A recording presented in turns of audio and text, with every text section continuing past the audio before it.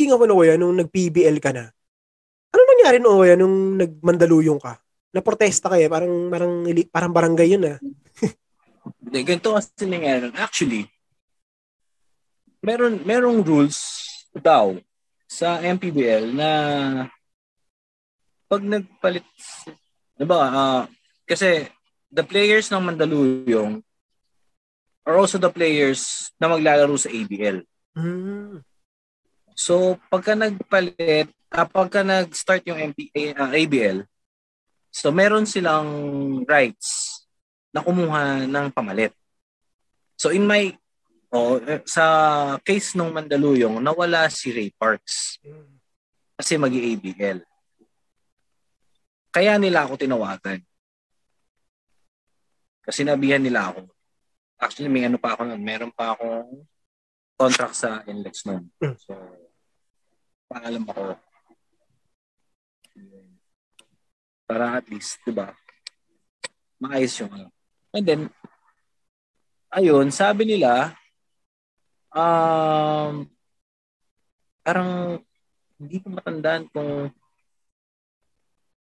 dapat hindi daw pwede yung wala sa original lineup.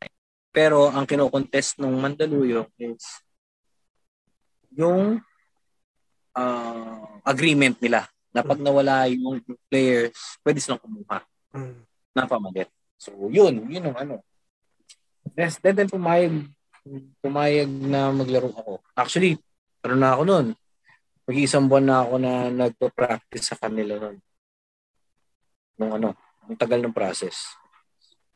So, nung pinayagan ako, wala akong kaalam-alam na pinayagan na pala. Nandun na ako sa venue, nanonood lang dapat ako. Wala akong dalang sapatos, wala akong ano. Wala talaga? Paano yun? Wala. Tapos sinabihan lang ako na, maglalaro ka. Ha? Ano yung sapatos ginamit mo? May sapatos ako sa kotse, pero wala akong compression. Anything na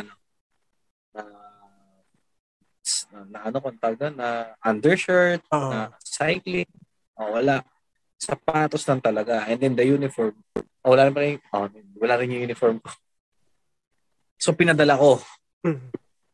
So from San Juan to to show lang naman, kaya malapit lang. So from there, yun. Walang warm up. Pagdating ko rin, halos mag-start na. Well, inayin ka mo naman eh.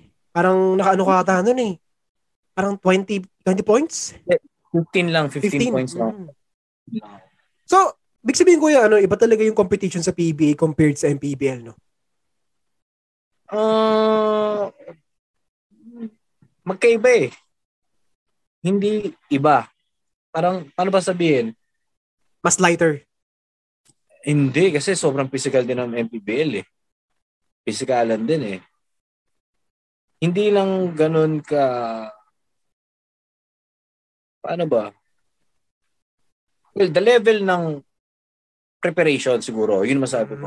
Diba ang level ng preparation sa PBA tsaka sa MPBL? Kasi maraming games kasi ang MPBL. Halos araw-araw. Basta yun siguro pinagkain.